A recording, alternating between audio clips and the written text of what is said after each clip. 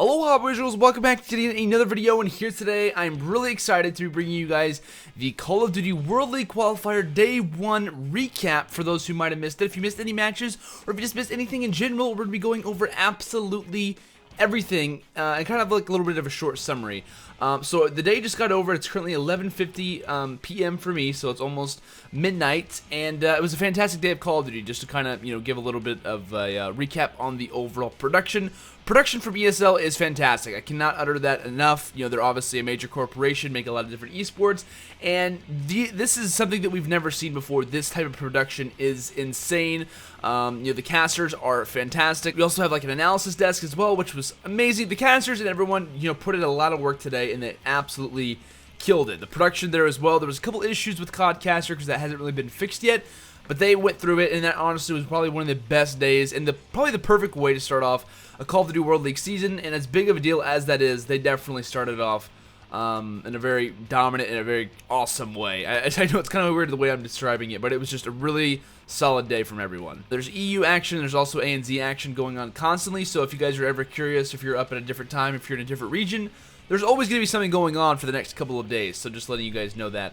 But like I said, we're going to be going over only NA stuff, because obviously ANZ and EU, it's very hard to make a recap for that, because once something ends, something else has already kind of overlapped that and is still going on. So I'm not going to be doing anything else but NA stuff, so if you are, just curious about that, letting you know that right now. We'll be going over every matchup and kind of maybe give a little bit of a possible prediction for the next matchups coming tomorrow for me, but later probably in the day for you guys. So just letting you guys know this really quick in case you don't already know. Basically with this entire tournament, whether it's NA, EU, or ANZ, we are deciding spots to be given, or guaranteed spots to be in the first season of the Call of Duty World League. And for NA, it's 8 out of the 12 spots will be officially kind of solidified at this event. For the ANZ and EU, it's 4 out of the 10 spots for the EU and 4 out of the 8 spots for the ANZ. And I believe there are 16 teams right now competing for the NA for 8 spots of the 12. The other spots for every other region that aren't actually going to be filled in from this tournament will be due and be done online there as well. Throughout all of these games, I'm going to be showing you guys highlights, most likely, of a little bit of videos that were happening and going on throughout the entire event. So if you guys see a highlight here or there, that's where it came from, was the exact stream, and so on and so forth. Recorded a lot of different stuff, and I'm just happy to kind of bring you guys this first day 1 recap. So we're going to be going in order. This is exactly how the games line up, and how it works is that basically you win 2 games, you're in and officially qualified. You lose 2 games, you're out. It's basically a bracket inside of the regular pools. It's similar to a Gfinity style tournament if you guys are familiar with that. That's just kind of how it's lining up. So first matchup we did end up having was Enigma 6 versus Apotheon. So a little bit of notes that I took from that game, not going to go into a whole lot of depth. Was the official start from Apotheon. Enigma 6 coming into this matchup was definitely the preferred team. The old Strictly Business. Everyone was like, that team is going to dominate. I thought that, including myself. Wasn't really sure how far it would go, but this was a very dedicated Apotheon team. Every, tournament that I've casted from GBs, whether it's S&D or Hardpoint, whatever it may be, those guys were always playing in it. So definitely showed as a 3-0 from Apotheon that they are a dedicated team and they are not someone to mess with. They won 6-0. And Search and Destroy, and honestly just made E6 not look aware. Like, they just made them look like they didn't know what was going on. I know Sensor had a really bad first Hardpoint game. Saints and Apathy didn't have a very good matchup overall.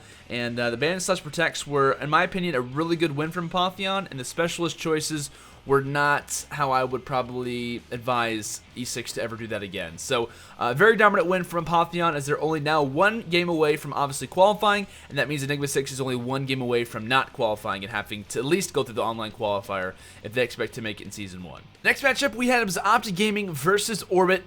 Kind of went the way everyone predicted, but not as close as everyone probably would have predicted. The first hardpoint came down to the very end. I believe it went 250 to 241. Optic barely ended up winning that one, and obviously if you guys didn't know, we played all the same maps. So the first hardpoint was like Breach. We ended up playing that for every single map on every single game, so that every team gets to play the exact same maps. It's not anything different. But like I said, Optic Gaming started off very well. We're in a very dominant fashion. It seemed like Orbit just started to make their way back, and everyone was really confused, wondering why is this Orbit team making their way back. We hadn't really heard of the Pac-Man and Wheats and Lawless and these guys in a very long time, and accuracy was absolutely going off, and ended up making Orbit come down to the final couple seconds, and Optic was able to narrowly clutch it out. When it came to Search and Destroy, it was pretty close. I mean, it was here and there. But in round 1, Scump ends up getting an insane 1v4. Just watch the clip. He won. Scump, the only one alive for Optic, and they were so good in Search and Destroy at Totino's. No, if they don't replicate that again this weekend, they could be in trouble. Yeah, they were great. They were winning their gunfights. They were doing a really good job. They didn't have any crazy strategies. They were just taking it to him, and there's 2 kills. 1v2. Can Scump do it? He's got 30 seconds on the clock. I think he's going to opt it. Yeah, he's going to turn around and go the other way. Is he going to be the one who wins it? So we're going to have a 1v1. We're going to have Scump going up against Pac-Man here in a 1v1. Could it be a 4v1 for Scump? This would be unreal. He's got to try and get it down. Let's get eyes on here. As you can see, Pac-Man, he's scared to check it. He knows he has a sub, and A comes in. He's able to back away. He has the HC card too. He's going to decide to use it. He brings it out. Can he pick up Pac-Man? The 1v4 in the first round. Is he able to do it? It's gone. Solid. Not going to be able to get it through. Yeah, but Scum gets an idea of where Pac-Man is at this point in time, so he gains that information. Pac-Man throws that perfect grenade. The grenade was placed perfectly by Pac-Man onto the B site. Just wasn't enough to finish him. And Scum. There it is! And Scum with a 1v4 round number 1, Maven. Unreal. That was absolutely insane. And, Orbit might have had a little bit of, momentum coming into that game. We just lost that, but we were coming back. We had some good momentum, and that just absolutely shot them as they would lose that Search and Destroy 6-2. And then it came, obviously, to evac uplink. When Orbit would be up 4-0 after the first side, but Optic Gaming would just literally non-stop go on a run. They would score 18 uncontested points on the second side of evac uplink. Forma would end up dropping 38 kills, and Optic Gaming would end up completing the 3-0 sweep, meaning that basically Group A would be complete, meaning that Optic Gaming and Apotheon will be playing tomorrow, and that E6 Gold and Orbit GG will be competing there as well to kind of decide who gets out and who will play the loser of that Apotheon versus Optic Gaming match. So now heading over to Group B, our first matchup would be Rise Nation taking on 3s Up. Now, as you guys can see, that went to a Game 5. By far was one of the biggest surprises, at least in my opinion, from the first day for sure. 3s Up kind of came out pretty well, but Rise Nation ended up dominating them in the first hardpoint over on Breach. We later went to some Search and Destroy, where 3s Up would actually do very well to end up taking that one. 3s Up are very, very good Search players, was kind of expected for them to take, but when it came down to the uplink, Rise basically did the exact same thing that Optic Gaming did. Relay after relay after relay. They ended up scoring a lot of uncontested points, ended up being up 2-1. There was a lot of situational specialists and a lot of active camo and stuff that weren't really used, in my opinion, very well from 3s Up, but they still had some good opportunities here and there. And it would later come down to Game 5, I believe over on Redwood, where Rise would narrowly end up winning 6-3, meaning that 3s Up will now be kind of placed in a loser's bracket in a way, and Rise Nation narrowly is able to make their way, to that next matchup. Next game in Pool B would be between Luminosity and Team Elevate, by far one of my most anticipated and favorite matches of the entire day, and obviously that game was insanely close for the most part. Elevate ended up winning by around 30 points in the first hardpoint. One thing that really surprised me is I've been casting over Elevate quite often, and Facento was not using the same specialist that I was normally used to him seeing. They kind of switched up a couple things here and there. Maybe the streams that players have been watching wanted to switch it up and kind of counteract them, but either way, they just didn't seem to play exactly the same way that I'd seen Luminosity in the past. Elevate ended up 6-1ing them in Search and Destroy. On uplink, good side, LG needed a good lead. They ended up clutching that uplink, and then it would later come into CTF, where Elevate would just continue to see their dominance, and they end up winning 3-1. A lot of people thought that Luminosity was a very, very talented team. Not that they're not. I'm not saying that at all. But when it comes to Elevate, when it comes to Luminosity, I thought, in my opinion, it would come down to the first hard point. Whether or not it did, it was definitely a dominant performance for the most part from Elevate. And, just a little bit of the shaky stuff here and there, but Elevate, kind of cleaning off a little bit of that rust that they might have had coming into today. But either way, still looking pretty dominant, meaning that Rise Nation and Elevate will play in that first match most likely going on, and the winner of that will be automatically qualified for the Call of Duty World League. And between 3s Up and Luminosity, one of those teams will automatically be eliminated. And obviously, the winner of that game will play the loser of that Rise Nation versus Team Elevate match. Now heading over to Group C, our first matchup was between Team Caliber and Dream Team. I actually was able to watch a quick interview on Deserto.com, which I'll link down in the description, that they actually had with Sender, and he was talking about how much of an underdog they kind of are in this tournament and how they want to kind of perform and stuff. And it was really good, really was kind of impressed with some of the things he said. But DT was kind of known as an online squad. Everyone was like, how are they going to perform? I thought it would be very close, and it kind of was for the most part. But DT is a very solid team, pretty good on LAN, and I'm looking to see how they do moving forward. But Team Caliber would get the best of Dream Team, ended up 3-1ing them. TK was definitely not comfortable with their search game, which is in fact the game that they ended up losing. However, in that first hardpoint, kind of going back to the first game, Sharp just seemed to be like old Sharp again, completely dominating everyone. It seemed like a lot of the old players who had kind of been questioned for Advanced Warfare just absolutely showed up today. I was really excited to see that, and they seemed to be back on form, and just like, it was like they stepped out of Black Ops 2 and just came back to Black Ops 3. It was great. Sharp ended up finishing 25-15 in the first hardpoint, ended up getting over 2 minutes in the hill, and they would end up winning that first game 250 to 163. Like I said, in Search and Destroy, we saw some insane snipes from Theory in early rounds. Completely took someone off of a rock head glitch. It was fantastic. I'm going to show you guys a clip right now, but it was just amazing. Cannot explain that. But DT ended up making the comeback as they would win that Search and Destroy 6-4. Pretty typical, I would say, for the most part. As far as the evac uplink game would go, TK started off very well on bad side.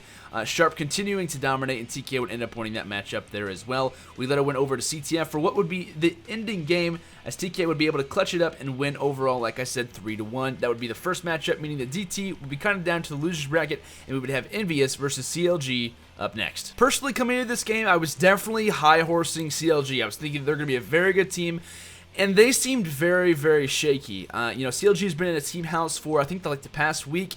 There was a lot of speculation coming onto this roster of, can they perform on LAN? Are they just an online squad? And I was kind of trying to push the fact that they aren't really an online squad. And to be honest, I know they're not, but the way that they performed today was definitely not how I imagined that they would. And they just did not seem to be the CLG that I thought that they would be, on LAN. But let's go and get into the game, obviously. First matchup, in the first hard point, CLG would end up losing that game 250 to 122, as it would be a complete and utter dominance from Aches, and also a lot of the guys over on Envious coming out winning 250 to 122. Aches ended up getting his wraps and just deploying those at the very end. It was really fun to see. They were winning the hard point. Cap was also going off, and a big question for me is that can Slasher, who is a very well-known Advanced Warfare anchor, kind of transition to a traditional AR role, and he seemed to be doing it very well. Another DeSardo article with Slasher that they actually had, he was asking them, how do you feel about that first game win? And he was like, I really didn't have to do anything. I was just watching my team. I'm on a team with 3 world champions and Cap, Teep, and also Aches, and they were just doing everything, calling out, and it was just fantastic to watch and also be a part of. So I was really happy to see that from him. Heading into the next game, it would be yet again another dominating win for Envy, 6-1. Aches went off absolutely, and they end up getting the 3-0, completely stopping CLG. Aches and Teep were absolutely the duo when it came down to uplink and also Search and Destroy, making CLG not look like a very solid team by any means. A very shaken team, I would say, for sure. So, obviously, now looking at round 2, Team Caliber will face off against Envious tomorrow. That's set up to be a fantastic game, and obviously the winner of that will have a guaranteed spot. Loser will face off against the winner of DT and CLG. Loser of DT and CLG will be eliminated from the tournament. So, definitely a lot of things, a lot of, major matchups will be going on tomorrow, without a doubt. So, let's go ahead and head over to Group D. Our first matchup will be between FaZe Clan and Happy Hour. As far as the first hardpoint went, FaZe started off extremely hot, doing a very, very good job. However, Happy Hour started to make a little bit of a comeback. A lot of question, was kind of revolving around this roster of Happy Hour, saying, can these guys actually qualify? And if they do, what org will they be under? But still, they had a lot to prove. And they definitely had a major comeback, making over a 150-point comeback to actually end up losing. Burns was by far the MVP of that first game for Happy Hour, even though they did end up losing. He had over 2 minutes in the hill and also led in overall kills for them. But FaZe would end up winning that first game 250 to 221. And I mentioned, like I said, Burns had over 2 minutes in the hill, while FaZe had 3 players with around 1 minute each, and also had very good slaying totals in that as well. FaZe would also win that Search and Destroy fairly easily. Zuma would also grab around 14 kills, probably the highest kill totals in Search and Destroy throughout day 1. And I was really kind of worried about and why Happy Hour wasn't focusing on Clay. It seemed, obviously a lot of speculation coming around FaZe, and also Envious was saying, can these guys perform based on their online performance? They've not looked as solid as everyone thought they would. Coming from Advanced Warfare, FaZe obviously was one of the best teams. Can they do that again? Can they replicate that? And can Clayster lead his group of guys who have never really competed in a Call of Duty Black Ops title competitively? Can he lead those guys? And he absolutely did. And that will lead us to our final game of the day, Complexity versus Nation. Now, Nation, much like Happy Hour, don't actually have a confirmed organization yet. Most likely, if either of them do end up qualifying, they will have an org in some way. Nation is basically Imboza's team that Hex will actually kind of run, but it will not be under the Optic name. Those just happens to be the team names that they chose. So just letting you guys know that in case you already didn't. You know, the old Optic Nation consisted of 2 players from each side. Of these teams being Miracles, Ricky, Killa, and Bose. It was a big matchup between Ricky and Bose, and also Nameless versus Study and Nameless versus Merc. There's just a lot of guys who have have a lot of history with each other. But getting into our first hardpoint, Nation came out extremely strong, beating Complexity. Merc and Study absolutely went off, and they ended up winning that first game 250 to 131, completely looking like Cole was not the team that we had seen online. However, Cole would win 6 straight rounds in a row versus Nation in Search and Destroy to win that game 6-2. As far as uplink wit, Cole would dominate that one absolutely easily, winning that one with ease. And when it came to CTF, Nation just had a completely off game. They used streaks incorrectly. They had specialists here and there. I believe it went into overtime for CTF, in which I think Complexity scored around 3 minutes. And Study actually had, I believe, full streaks, and he never really used them till the end. And when it happened, he ended up killing his teammate, meaning that Complexity would be able to cap it and kind of forcing that overtime to go in their favor. So Complexity would obviously end up winning the series 3-1, and that would do it for matchups. From round 2, obviously FaZe Clan will be facing off against Complexity tomorrow for that first spot, or that first opportunity for a spot, and it'll be Happy Hour versus Nation to decide who plays the loser of FaZe and Cole, and who actually gets eliminated, there as well. Tomorrow will be a very big deciding factor off the bat, because obviously we'll have 4 teams guaranteed in that 4 out of 8 spots for the Call of Duty World League for the NA already, kind of set in stone, and we'll have major matchups going on for the next day, debating and, kind of deciding which teams are automatically eliminated, and so on and so forth. So guys, that has been my recap for today. If you guys learned anything new or want to just hit that like button, it would really, really help me out. I'll leave links to this bracket and also a lot of different information down in the description below if you guys are interested. You guys can follow me at Mr. Rostermania on Twitter if you guys also want to kind of keep up with the matches if you're not already watching them. And make sure to subscribe if you guys haven't already. Matches to get started tomorrow, I believe, around 9 PST, which is Pacific Time, 10 Mountain Time, 11 Central, and 12 or noon Eastern. I believe that's the exact time. As far as EU goes, I'm sorry, I'm not going to try to do that. I have no idea. So guys, I'll see you guys tomorrow, or maybe later today, depending on when you watch this. I'll see you guys later. Have a fantastic day, and until next time, peace out.